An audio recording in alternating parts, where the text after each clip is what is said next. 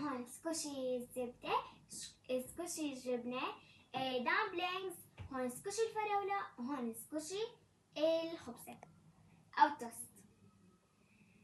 رح نبدأ بسكوشي الزبدة. طبعا أنا كتير بحب هذا النوع السكوشيات، كتير حلو وريحتهم بتجنن. ناتالي لا تنسي إنه تقييم اليوم رح يكون عبارة عن الصوت، وفي معظمهم لهم رائحة كتير حلوة، وبدك تقيمي كمان على الشكل. تمام. وبدي أقول كلمة إنه الدمبلينج رح يكون بآخر الفيديو، عشان يعني كل الناس بتعمل هيك إنه دمبلينج آخر الفيديو عشان يكون سري وهيك. بس بتمنى تدعموني، كيف بتمنى. يلا ابدأي. أقولهم عادي كلمة شو رح أنزل اليوم رح أروح على جامعة ورح أبين وجهي. أوكي يلا. شو أول سكوشي؟ بس كتير بحبها. أوكي.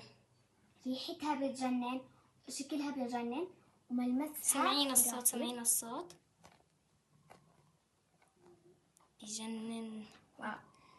بتر بتر يعني. يلا اللي بعدها شو بتقيميها من 10؟ هاي 9 ونص. اوكي يلا الجبنة. هون عنا الجبنة حلوة وريحتها كمان حلوة، بس يعني ريحتها الصوت، سمعين الصوت. بس ريحتها مو كتير حبيتها.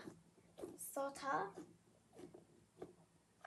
ما كتير حبيتها، فرح أقيمها 8. اوكي اللي بعده يلا 8 من 10. يلا على الخبزة. هاي خبزة الفراولة اسمها. ريحتها بتجنن، صوتها وملمسها خرافي. سمعي الصوت، سمعي. طلع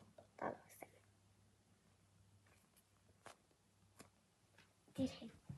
اجينا لسكوشي الفراولة، شكله حلو، ما إله ريحة بس عادي. سمعين الصوت.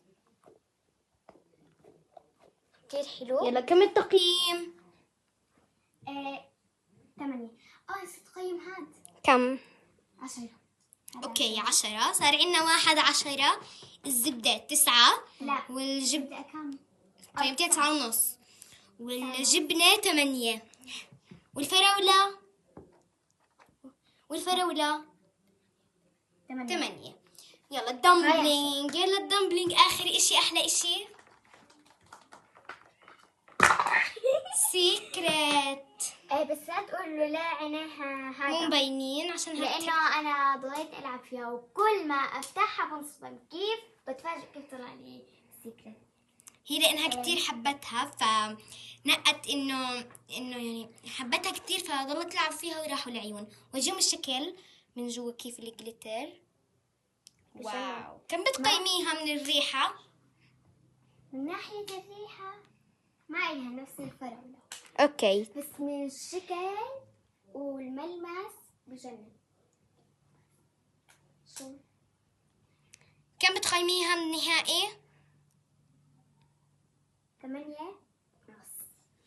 هيك نتالي بدها تقولكم ختامية الفيديو.